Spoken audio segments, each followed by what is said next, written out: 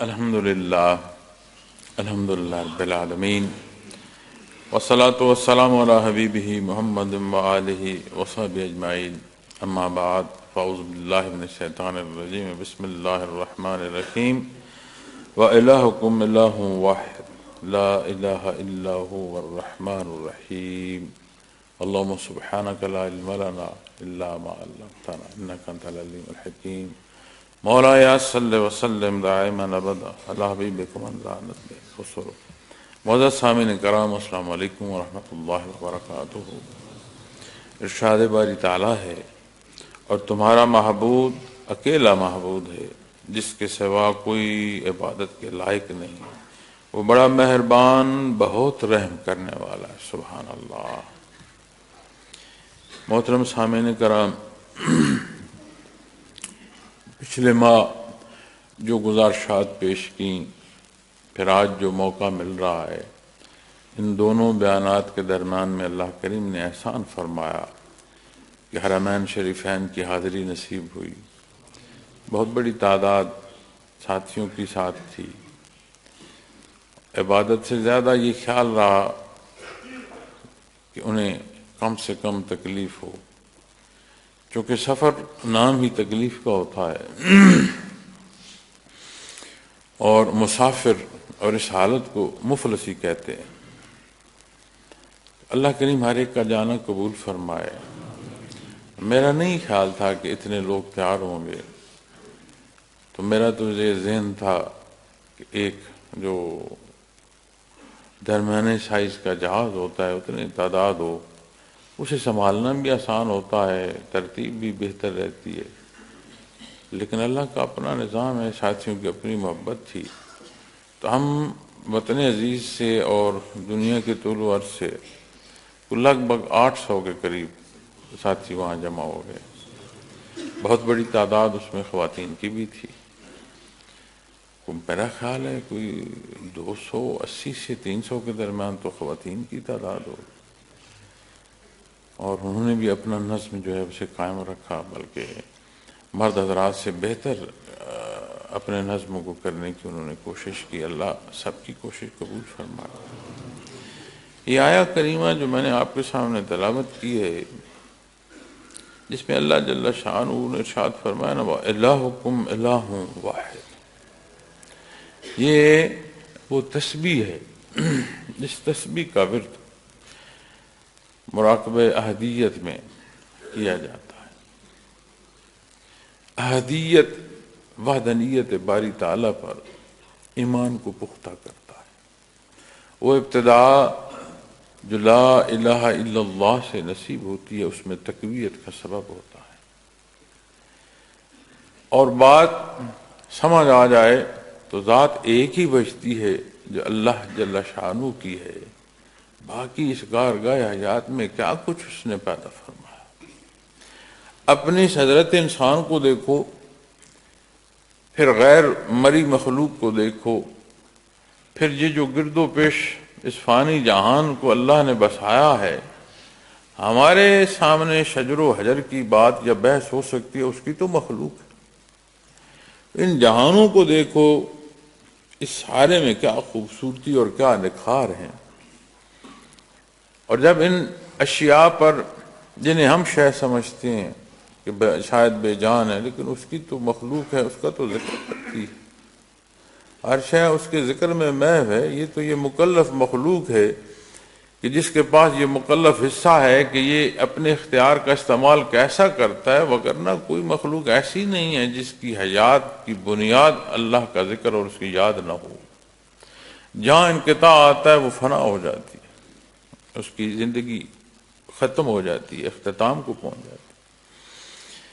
اور یہ وہ حصہ کہ یہ ادراک اور ایمان کی یہ کیفیت اور حال نصیب ہو جائے، اور جتنا نصیب ہوتا جائے ہر شے کی حیثیت ختم ہوتی جاتی ہے، ایک کی ذات بچتی ہے جو اللہ جل شانہ ہو۔ اس لیے کہ قائم بالذات صرف اللہ کی ذات ہے، باقی جو کچھ ہے اس کے قائم رکھنے سے ہے۔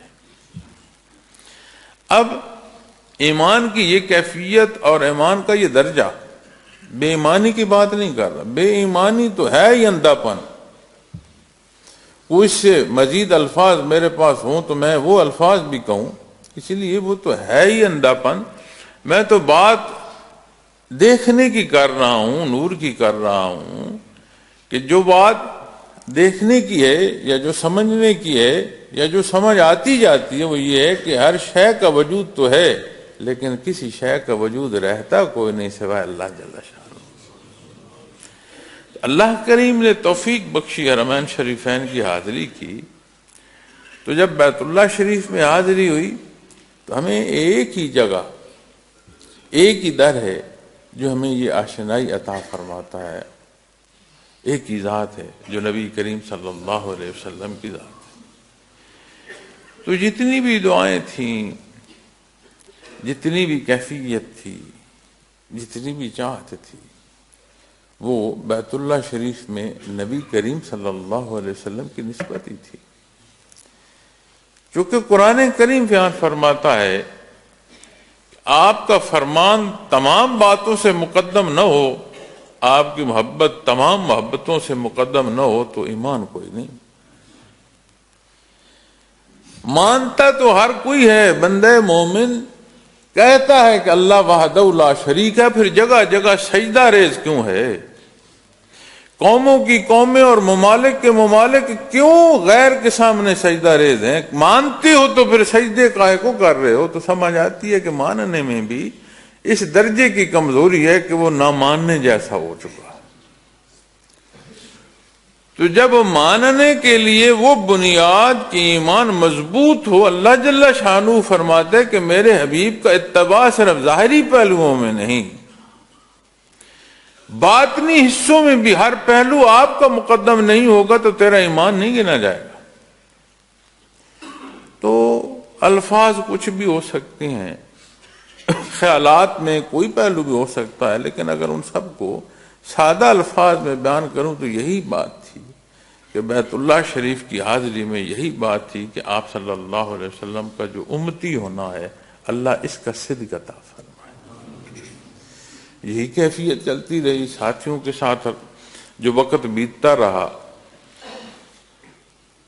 اور ایک دھڑکا اور ایک ڈر، خوف کہ یہاں اللہ جل شانہ کے بیت اللہ شریف کی حاضری ہے اور احباب کی اپنی سادگی، ڈرتا تھا کہ کوئی کمی بیشی ایسی نہ واقع ہو جائے جس کے لیے میرے پر نہ کوئی سوال پیدا ہو جائے. تو اسی کیفیت میں وہ وقت تمام ہوا. اپنے اللہ سے ہر ایک نے اپنے دلوں کی باتیں کی ہیں. اللہ کریم ان دلوں کی باتوں کو صدق عطا فرمائے اور ہر ایک کی جو گزارشات ہیں، جو دعائیں ہیں، اللہ انہیں قبول فرمائے. تو مدینہ منورہ میں جب حاضری ہوئی، ایک دن بھی اسی کیفیت میں بیتا، دوسرا دن بھی اسی کیفیت میں بیتا. جب دوسرا دن اسی کیفیت میں بیتا، لیکن اللہ کا شکر ہے ساتھ ذکر چل رہا ہے، تو پھر جو بات بہت واضح محسوس کی اور جیسے کہتے ہیں نا کوئی شے منعکس ہوئی دل پر، ایسی کیفیت پیدا ہوئی کہ یہاں سے مانگتے ہو تو اللہ کا تعلق مانگو. چونکہ یہاں وہ نسبت ہے کہ جہاں سے بندگی کی جو کیفیت اور حال ہے وہ نصیب ہوتا ہے. تو مدینہ منورہ میں بیٹھ کر دعائیں مانگنے ہیں تو ایسی دعا مانگو کہ آپ سے وہ نسبت نصیب ہو جس سے اللہ کی ذات مقدم ہوتی چلی جائے. وہاں بھی ذات اللہ ہی کی تھی، لیکن مانگنا آپ کی نسبت کی طرف تھا کہ آپ سے صدق نصیب ہو. اور جب وہاں حاضری نصیب ہوئی تو یہ کیفیت جو ہے ظاہر ہوئی کہ یہاں کی جب بات یہاں کر کرو تو بات پھر وہاں کی کرو. جو اصل حصہ ہے، جو مقصد حیات ہے، جو بندگی، اللہ جل شانہ یہ حاضری قبول فرمائے، کمی بیشی معاف فرمائے. لیکن اسی حال کو، انہی خیالات کو ہم آج یہاں بیٹھے دیکھیں، اپنی روزمرہ کی زندگیوں میں دیکھیں تو ہر لمحہ ہر لحظے اس کی ضرورت ہے. اور یہ جو فرمان ہے نا وَإِلَٰهُكُمْ إِلَٰهٌ وَاحِدٌ، بات ختم ہو جاتی ہے، بات بچتی ہی کوئی. اب ایسا ہے کہ اندھے کو کوئی کہے کہ او دور جو نظر آ رہا ہے وہ کیا تم دیکھ رہے ہو، درخت ہے، جانور ہے، کون ہے، یا یہ دیکھو اس کا رنگ کیا ہے، تو وہ اس کا جواب نہیں دے پائے گا۔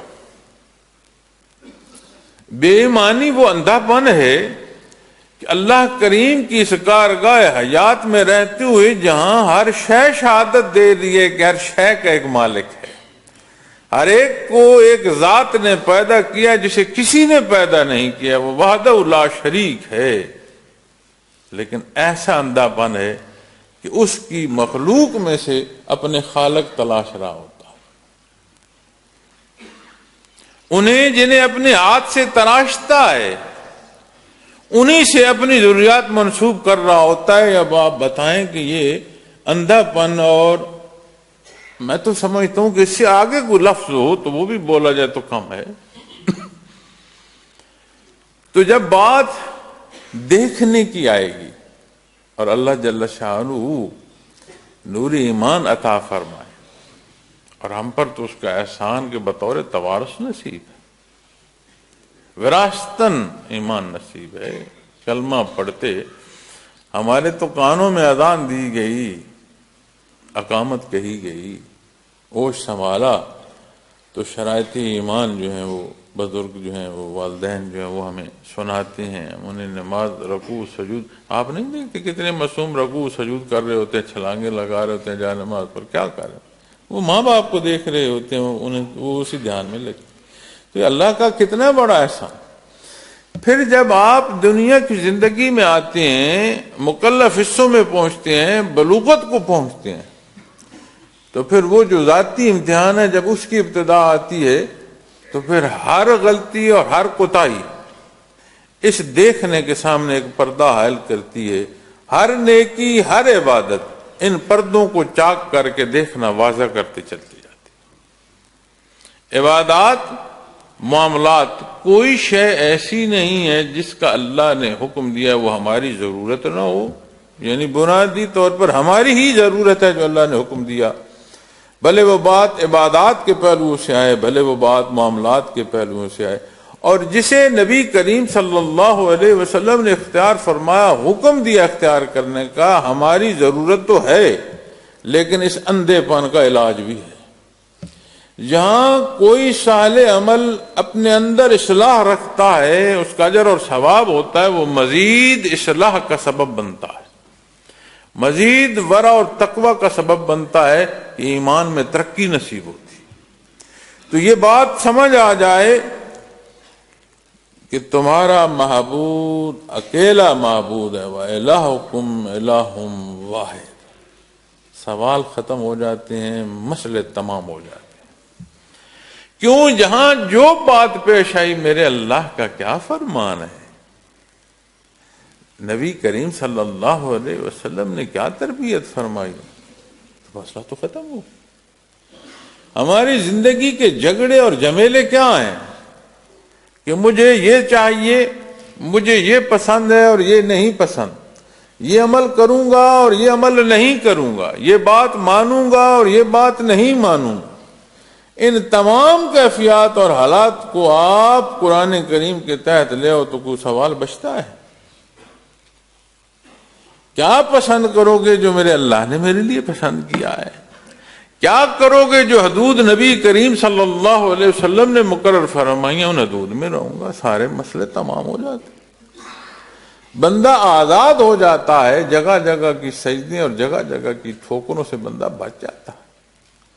نہ صرف یہ زندگی سہل اور آسان ہوتی ہے، وہ تعمیر اور بنیاد نصیب ہوتی ہے کہ مقصد حیات پا جاتا ہے۔ دنیا سے کیا کہتی ہے، دنیا سے کیا سمجھتی ہے، اور اگر دنیا کی دنیاوی حصوں کو دیکھنا ہے تو سب سے پہلے تو یہ بدبختی انبیاء علیہ الصلوۃ والسلام کے خلاف کھڑی کی گئی کہ آپ کا حق نہ مانا جائے۔ وہ مقرب ہستیاں جنہیں اللہ نے چنا، انہوں نے حق بیان فرمایا، ان کے خلاف یہ خواہشات دنیا کھڑی کی گئیں، تو وہاں سے جو ان کا رد ہوتا ہے، مطلق رد ہوتا ہے، لیکن دنیا کا حصہ مکلف ہے نا. آج سردی ہے تو وجود ٹھنڈک محسوس کر رہا ہے، کل گرمی ہوگی، زندگی رہی گرمیوں تک پہنچے تو گرمی وجود محسوس کرے گا. تو ان دونوں کا تدارک ہے. اللہ نے اسباب دیے، اسباب کیے جائیں تو ان کی سردی سے بھی بچا جا سکتا ہے، گرمی سے بھی بچا. تو جب دنیا کی زندگی اور حالات میں یہ ایمان کی بنیاد ہے، یہ جو طیب حصہ ہے، کلمہ طیبہ ہے، یہ بنیاد ہے، اور یہ بنیاد جتنی مضبوط ہوتی جائے گی اتنی زندگی سہل اور آسان ہوتی جائے گی. اور زندگی کی سہولت کو نہیں ہم سجدہ کر رہے. کیوں سجدہ کر رہے ہیں؟ اس کی ذات سجدے کے لائق. کیوں سجدہ کر رہے ہیں؟ ہمیں نبی کریم صلی اللہ علیہ وسلم نے یہی سکھایا ہے. ہمارے ہر سوال کی نسبت آپ کے حضور ہے کہ آپ نے کیا فرمایا، کہ ہمارے اللہ نے کیا پسند فرمایا. تو فرمایا یہ بنیاد ہے، تمہارا معبود اکیلا معبود ہے، لا الہ الا ہو رحمان الرحیم، جس کے سوا عبادت کے لائق نہیں. وہ بڑا مہربان، نہایت رحم کرنے والا ہے. اپنے اس تعلق کا جاننا، یہ شناسائی کہ وہ مالک ہے اور میں مخلوق ہے، اس کے لیے اندھا پن سے نکلنا ہوگا تو سمجھ آئے. جتنی غلطیاں اور کوتاہیاں ہیں اس اندھے پن میں اضافہ کرتی ہیں، مزید اندھا بندہ ہوتا ہے. لیکن جتنی نیکی ہے، جتنے اصلاحی پہلو ہیں، آپ عبادات کی بات کریں، آپ معاملات کی بات کریں، وہ سارے پہلو وہ ہیں جو ان پردوں کو چاک کرتے ہیں، بندہ واضح دیکھنا شروع کر دیتا ہے. لوگوں نے کتنے کتنے ظلم ڈھائے حق کے راستے پر چلنے والوں، نہیں ڈگمگائے. حضرت بلال رضی اللہ تعالیٰ عنہ کے وجود مبارک کے پتھر سی کر گرم ریت پر لٹایا گیا، ہاتھ سے ہٹ کر بات نہیں کی کہ حق چھوڑ دو، نہیں جوڑا. آل یاسر کی وہ بوڑھی خاتون جس کی آنکھوں میں خون ہے، وہ کہتی ہے میں دیکھ رہی ہوں اللہ واحد اور لا شریک ہے، میں کیسے کہہ دوں کہ یہ سارے اس کے ساتھ شریک ہیں بت. تو پردے ہٹتے جاتے ہیں. دنیا والے بھلے نہ سمجھیں، دینی اور ایمانی پہلو اتنا واضح کر دیتا ہے کہ انہی شب و روز میں بندہ زندگی بسر کر رہا ہوتا ہے اور اسے ایک معیت کی حقیقت نصیب ہوتی ہے. اس نقطے کو دیکھتے ہوئے اپنے حالات کا جائزہ لیا جائے، بڑا دکھ ہوتا ہے. اللہ کا ماننا، اللہ کے حبیب صلی اللہ علیہ وسلم کا ماننا، یہ دعوی ایمان، یہ رکوع و سجود کیوں ہمارا کچھ نہیں بگاڑ رہے؟ عملی زندگی میں کیوں تبدیلیاں رونما نہیں ہو رہی؟ ہم تو تبدیلی کے نام پر بھی ایک نئے گڑھے میں جا گرتے ہیں. بندے مومن کی تبدیلی کیا ہے؟ قرآن و سنت ہے. تو ہماری زندگی میں تجاوز کیوں بڑھ رہا ہے؟ تو سمجھ آتی ہے صحابہ کرام رضوان اللہ علیہ مجمعین وہ مقرب ہستیاں ہیں جو نشان منزل ہیں. آپ صلی اللہ علیہ وسلم جلوہ افروز ہیں. آپ سے عرض کی گئی یا رسول اللہ علیہ وسلم آپ سے دور جایا جائے تو ایمان وہ نہیں رہتا جو آپ کے روبرو رہتی ہے کیفیت و حال. آپ نے پردہ فرمایا داری دنیا سے. تو روایت میں، مستند روایت میں یہ ملتا ہے کہ صحابہ کرام رضوان اللہ علیہ مجمعین کے الفاظ ہیں، ایمان کی وہ کیفیت اور حال نہیں رہا جو آپ کے جلوہ افروز ہونے میں آپ کے روبرو تھی. یہ کمال ماہیت محمد رسول اللہ صلی اللہ علیہ وسلم کا. پھر جب بات الگ ترتیب 3 زمانوں سے گزرتی اور پھر بات صدیوں میں داخل ہو اور آ جائے تو سمجھ تو آتی ہے کہ انعطاف تو ہو. یہ سمجھ نہیں آتی کہ بے ایمانی اس درجوں پر چلی جائے کہ حلال اور حرام اکٹھا کر دیا جائے. یہ سمجھ نہیں آتی. یہ جواز نہیں ہے، یہ دوری جواز نہیں ہے. اگر یہ جواز ہوتا تو قرآن کریم کا حکم قیامت تک کے لیے نہ ہوتا، پھر ان 3 مبارک زمانوں میں ختم کر دیا جاتا حکم. آپ صلی اللہ علیہ وسلم کی نبوت و رسالت روز معاشر قائم ہونے تک اگر حق کا کوئی متلاشی ہے تو اس کے ہر سوال کا جواب ہے تو یہ کیسے ممکن ہے کہ یہاں سے لا الہ الا اللہ محمد رسول اللہ صلی اللہ علیہ وسلم نصیب ہو اور پھر زندگیوں میں تعفن پیدا ہو؟ یہ نہیں ہو سکتا۔ مدارج کی بات ہو سکتی ہے، کمزوریوں پر بحث ہو سکتی ہے، حق اور باطل اکٹھا نہیں ہو سکتا۔ یہ قرآن کریم نے اتنی واضح تفریق فرما دی ہے، ایسا انصاف اور فیصلہ فرما دیا ہے، یہ ادغام نہیں ہو سکتا۔ ہماری زندگیوں میں یہ کیوں ادغام ہے؟ جب اسے ہم دیکھیں گے تو ایسا نہیں ہو سکتا کہ حق اور باطل رلا دیا جائے، اکٹھا کر دیا، وہ ہو نہیں سکتا۔ تو آج یہ جواز ہم آپ صلی اللہ علیہ وسلم کے زمانے مبارک سے اتنی صدیوں کی دوری پر ہیں تو بے ایمانی نہیں، بے ایمانی کا سبب اپنے اعمال، اپنی چاہتے اپنی پسند ہے۔ یہ ہو سکتا ہے کہ ایک ملک جو اسلام کے نام پر بنا ہو، ایک قوم جو مسلمان کہلاتی ہو، اور اسے یہ بھی نہ پتا ہو کہ میرے اپنے تو حالات اور حقوق و فرائض کیا ہیں، میرے ذمے جو غیر مسلم کے حقوق ہیں میں ان کا تحفظ کیسا کر پاؤں؟ یہ نہیں ہو سکتا۔ یہ ہماری بدعمالیاں ہیں۔ ہماری آنکھوں کے سامنے پردہ ہے اور وہ پردے ہمارے اعمال کے سبب ہیں۔ یہ ہماری سودی معیشت ہے جس نے ہمیں اندھا کر دیا ہے۔ یہ ہمارے ذاتی لالچ ہیں کہ ہم سمجھتے ہیں کہ دین اور دنیا الگ ہے، مسجد میں جو وقت ہے وہ گزار لو، جو کاروبار میں کسی سے چھین سکتے ہو چھین لو۔ ایسا نہیں ہے، مکمل ضابطہ حیات ہے دین اسلام، اور ہر پہلو میں رہنمائی فرماتا ہے، اور یہ بات سمجھ آ جائے کہ وہ الہکم الہ واحد، مسئلے حل ہو جاتے ہیں، تمام ہو جاتے ہیں۔ اس کے لیے وہ محبت اور وہ تعلق درکار ہے کہ مزید اگلی آیات میں آپ دیکھیں اللہ جل شانہ ارشاد فرماتے ہیں وَمِنَ النَّاسِ مَن يَتَّخِذُ مِن دُونِ اللَّهِ أَندَادًا يُحِبُّونَهُمْ كَحُبِّ اللَّهِ۔ ابھی قرآن کریم ہے نا، واضح بیان فرماتا ہے، اور بعض لوگ اللہ کے علاوہ دوسروں کو اللہ کا شریک سمجھ لیتے ہیں، پھر ان سے ویسے محبت کرتے ہیں جیسے اللہ سے ہونی چاہیے۔ اب اپنی چاہتوں کو تو دیکھیں، اپنے اس اندھے پن کو تو دیکھیں کہ ہم اپنے اس اندھے پن میں کہاں بھٹک رہے ہیں۔ اور قرآن کریم کیا فرماتا ہے کہ اس کی جگہ کیا ہو، وَالَّذِينَ آمَنُوا أَشَدُّ حُبًّا لِلَّهِ، فرمایا اور جو لوگ ایمان رکھتے ہیں وہ اللہ سے بہت زیادہ محبت کرتے ہیں۔ تو بات اس مقام احدیت کی سمجھنی ہے، اپنی محبت جو اپنے اللہ سے ہے، اپنی جو بندگی ہے، اسے ترازو میں رکھ کر دیکھو تو صحیح کہ ہماری خواہشات کا ترازو بھاری ہے یا ہماری بندگی کا ترازو بھاری ہے۔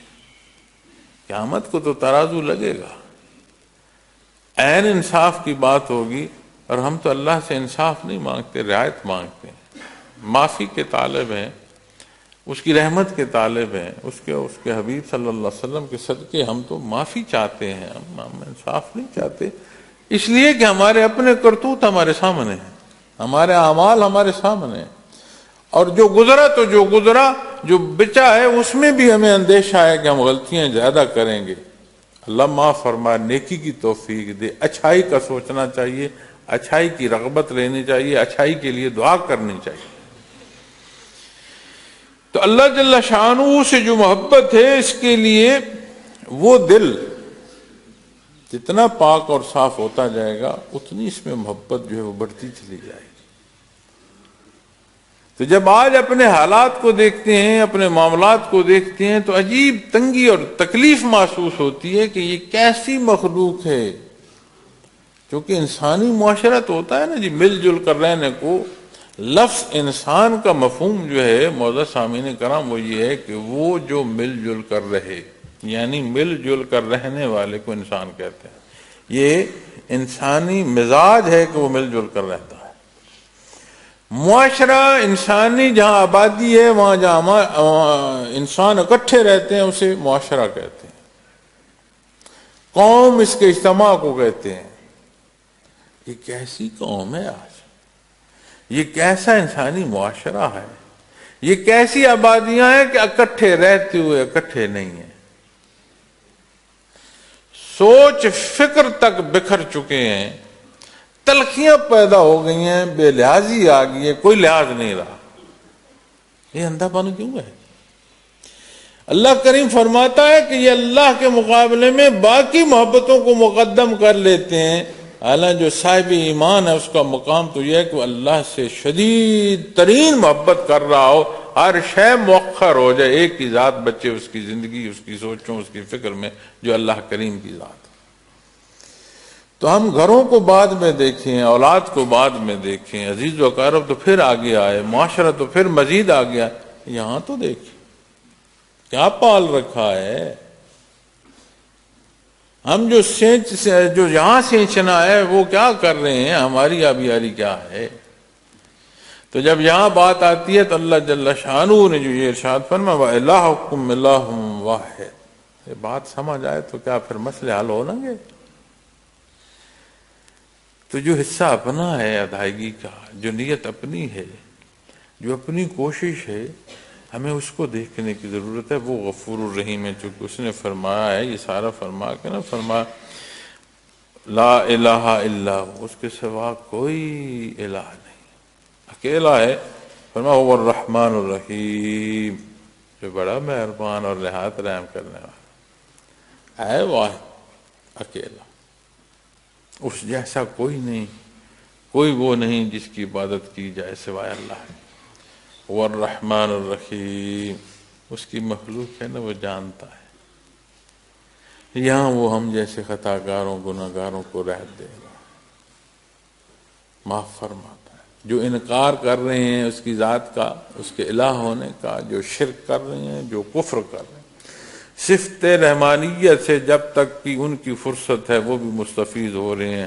منکر اور کافر جو ہے یا مشرک جو ہے وہ بھی اسی کی دی ہوئی سانس لے رہا ہے، اسی کی وجود سے زندگی گزار رہا ہے۔ وہ جو حق کے خلاف فیصلے کرتا ہے اور حق کے خلاف اٹھتا ہے، جو اس کی مخلوق کو ذبح کر رہا ہے نا، تہ کر رہا ہے۔ آج بھی دنیا میں دیکھو کتنی جگہیں ہیں جہاں ظلم ہو رہے ہیں، جو مخلوق جس وجودی قوت اور ذہنی استعداد کا استعمال کر رہی ہے، ہر شے اس کی دی ہوئی ہے، صفت رحمانیت سے ان کی زندگی چل رہی ہے، اس نے ان کی سانسیں روکی نہیں۔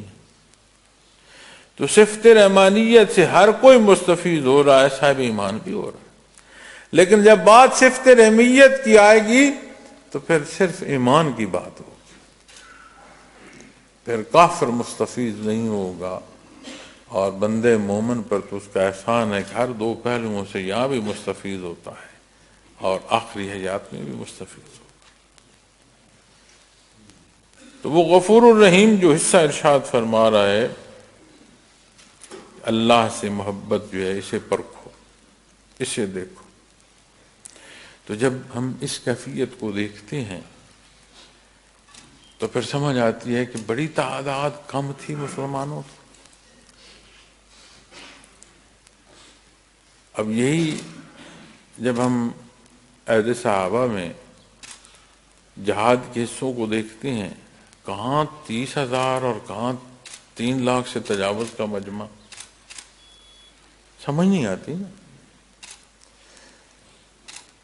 کہ کہاں 3 لاکھ سے زائد کا مجمع اور 30,000 کی تعداد مقابل، اور یہ کو آج کی جدت نہیں ہے ان ہتھیاروں میں، یہ دست و بازو کی بات تھی، یہ قوت بازو کی بات تھی۔ تو جب آلات حرب تلوار، تیر اور نیزہ ہوں، دفاع ڈھال ہو، عدد بڑا معنی رکھتا ہے۔ میں ایمان ہے، ایمان کی قوت ہے۔ 50,000 کے مجمع کو 60 لوگ روک لیں، ایمان کی مضبوطی ہے۔ اپنے اللہ جل شانہ پر جو ایمان اور اعتقاد ہے اس کی مضبوطی ہے، قوت ایمانی ہے۔ تو آج ہم دیکھتے ہیں کہ دنیا میں آبادی کے لحاظ سے سب سے بڑی تعداد مسلمانوں کی ہے، اور جہاں دیکھو محکومی ہے۔ کبھی غور کیا یہ ناخدا ڈبو رہے ہیں، اے امت محمد رسول اللہ صلی اللہ علیہ وسلم کب ہوش کرے گی؟ یہ کیوں آپ سے عرض کرتا ہوں اولاد کو سنبھالو، گھروں کو سنبھالو۔ ہم نے ڈبویا ہے، اس ڈوبتے میں ہماری جو اولاد ہے وہ مزید حصہ نہ ڈالے، وہ پلٹے۔ وہ پلٹے تاکہ ان کی نسلیں غلام پیدا نہ ہوں، وہ ذہنی غلام نہ ہوں، آزاد ہوں، وہ اپنے اللہ جل شانہ کو جواب دے سمجھے اپنے آپ کو، ان کی زندگیاں مزین ہو سنت خیر الانام سے۔ یہ جو آدھا تیتر اور آدھا بٹیر ہم نے بنا رکھا ہے کہ مسجد میں بازار کے، تو قرآن کریم جو فیصلے فرماتا ہے ان سے زندگی مزین ہو، اس کے تابع زندگی ہو، تو کہاں کس کس کو مانو گے، کتنے دھکے کھاؤ گے اور کتنے رسوا اور ذلیل ہو گے۔ کہاں وہ قوم ایک بیٹی کی آواز پر پورا خطہ جو ہے اس کی آواز کے بدلے میں جو عمل ہوا پورے خطے میں اسلام پھیلا۔ کہاں آج ہماری بیٹیوں کے اشتہار لگ رہے ہیں اور ہم مسکرا کر دیکھ رہے ہیں، اچھا یہ ہوا ہے، اوہو بہت برا ہوا۔ تو تب آگ کی عدت محسوس کرو گے جب اپنے گھروں میں لگے گی۔ تو آج اپنے گھروں میں عدت محسوس نہیں کر رہے۔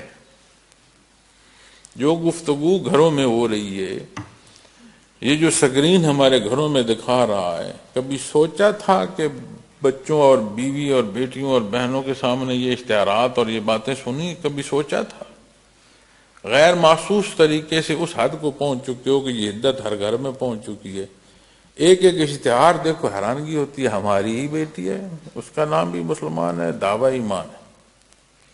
ہم کون ہیں کہ وہ جو دعویٰ ایمان کر رہے ہیں ہم کہیں یہ صاحب ایمان نہیں؟ ہم کون ہیں؟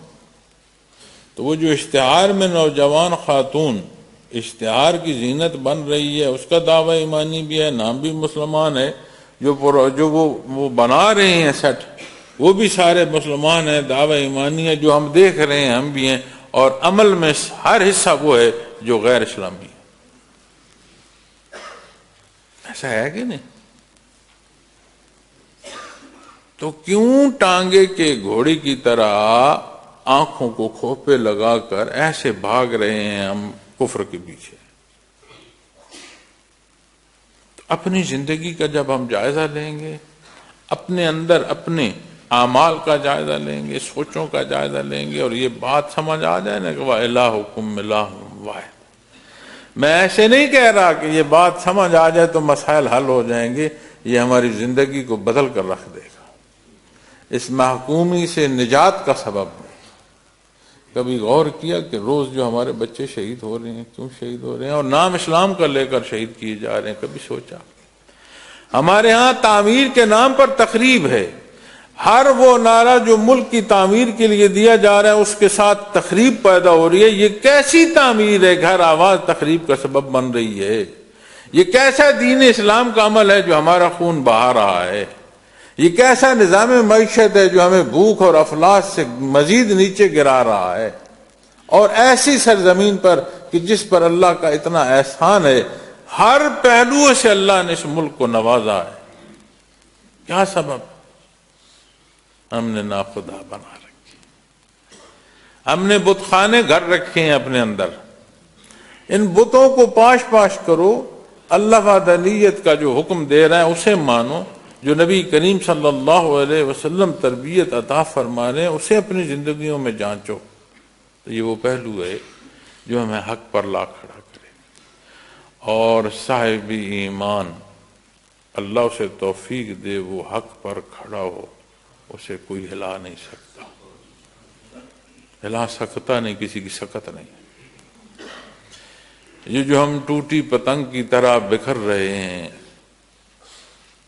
اور بجائے قومی اتفاق کے ایک ٹڈیوں کی طرح ہر ایک کی اپنی چھلانگ اور اپنے رخ ہے، اس کا یہی سبب ہے کہ ہم نے اپنی زندگی میں دینی احکام چھوڑ دیے۔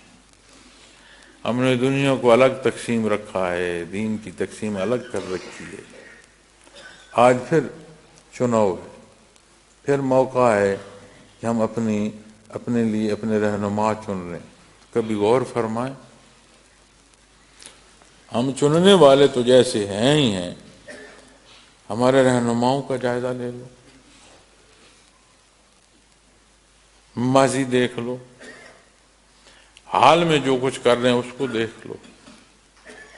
پھر اپنے رویوں کو دیکھ لو، اس سارے عمل سے کوئی خیر سمجھ آتی ہے؟ جو کچھ ہم نے اکٹھا کر رکھا ہے اس سے خیر سمجھ نہیں آتی۔ وہ قادر مطلق کہ ہمیں خیر کی طرف لے جائے تو اس کی مرضی، ہم خیر کے راستے کا چناؤ نہیں کرتے۔ آپ یقین مانیں، اتفاق ہوتا ہے کہ جس حیثیت سے یا جتنے اسفار سے یا جتنی ملاقاتوں کا حاصل ہوتا ہے اس سے بندہ دیکھ تو رہا ہوتا ہے نا، جو جہاں بیٹھا ہے اس سطح سے دیکھتا ہے کہ جو لوگ ہم اپنے اقتدار کے لیے کہ مجھے اقتدار مل جائے، میں بھی شمار میں آ جاؤں، کوئی پرواہ نہیں ہے جائز کیا ہے اور ناجائز کیا ہے، صرف یہ دیکھنا ہے کہ آنے والے وقت میں مقتدر حصوں میں کون داخل ہو رہا ہے۔ ساری بعض نصیحتیں لوگ جو ہیں وہ ہمیں ایک دوسرے کو سنانے کے لیے کرتے ہیں، لیکن جو اللہ فرما رہا ہے نا کہ اللہ کی وحدانیت کا ماننا، وہ جانتا ہے، اس کی ذات علیم ہے۔ اللہ کریم یہ توفیق بخشے کہ یہ حقائق نصیب ہوں، اور اللہ کریم یہ توفیق بخشے کہ جو باقی ماندہ زندگی ہے وہ اتباع محمد رسول اللہ صلی اللہ علیہ وسلم سے مزین ہو، اپنی ذمہ داری ادا کریں، اپنے ذمے جو قومی فریضہ ہیں اسے ادا کریں، اپنے ذمے جو بحثیت امتی وہ فریضہ ادا کرنے کی توفیق نصیب ہو۔ اللہ کریم ہمیں اسلام کی سربلندی دکھائے، اللہ کریم ہمیں وہ کیفیت اور حال دے کہ غیر مسلم تک دین پہنچانے کا ہم سبب ہوں۔ وہ اللہ کی مخلوق ہے، اور اس اللہ کی مخلوق تک حق پہنچانا میری اور آپ کی ذمہ داری ہے، چاہے جائے کہ ہماری اپنی زندگیوں میں ناحق ہو۔ اللہ اس وطن عزیز کی حفاظت فرمائے، اس قوم کو اتفاق عطا فرمائے، ہمیں غیرت ایمانی سے نوازے۔ انشاءاللہ یہ وہ کیفیت اور حال ہے جو دنیا تک امت کی طاقت کا سبب بنے گی۔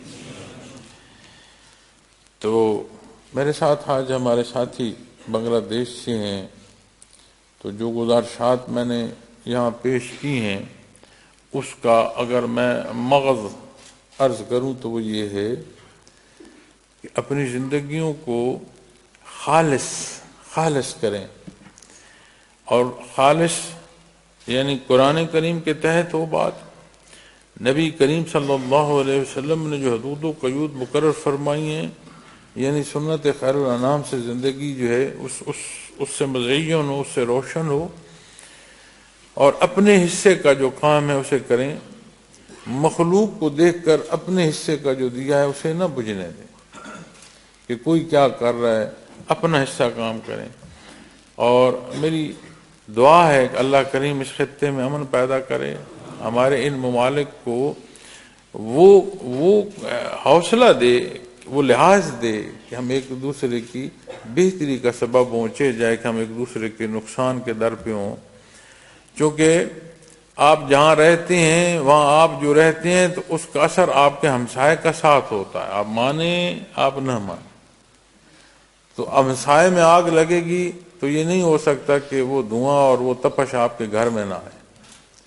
تو اللہ کریم اس دنیا کو امن دے، لیکن نسخہ ایک ہی ہے، لا الہ الا اللہ محمد رسول اللہ، اور اسی نسخے سے دنیا نے امن پایا ہے۔ تو آپ بھی کوشش فرمائیں کہ اپنے ذکر کو مضبوط کریں۔ یہ جو مراقبہ احدیت ہے یہ ابتدا ہے، اور مراقبہ کرنے والا، مراقبہ کیا ہے، اس کا مفہوم بنتا ہے کہ جیسے کوئی سہل عمل کیا جائے اور اس کے بعد بندہ منتظر ہو کہ اللہ عطا فرمائے۔ تو یہ جو بنیاد ہے مراقبے کی، احدیت، وحدانیت باری تعالیٰ پر پختگی نصیب ہوتی ہے۔ بے شمار پہلو ہیں، لیکن جو ابتدا ہے نا کلمہ طیبہ کی، وہاں جا تقویت نصیب ہوتی۔ تو اللہ کریم آپ کو بھی برکات عطا فرمائے، ہمیں بھی نصیب فرمائے، یہ مل بیٹھنا قبول فرمائے۔ آپ کے احباب بھی عمرہ پر جو تشریف لے گئے تھے ان سے ملاقات ہوئی، انشاءاللہ زندگی رہی، اللہ کو منظور ہوا تو کبھی آپ کے پاس دارفان میں آ کر بیٹھیں گے، تو میں ساتھیوں سے عرض کروں گا کہ میرے جو ٹوٹے پھوٹے الفاظ ہیں اس کو آپ کی اپنی زبان میں آپ کو یہ جو بیان ہے اس کا ٹرانسلیشن کر دیں۔ اللہ کریم ہم سب کا حامی و ناصر ہو۔ وآخر دعوانا الحمدللہ۔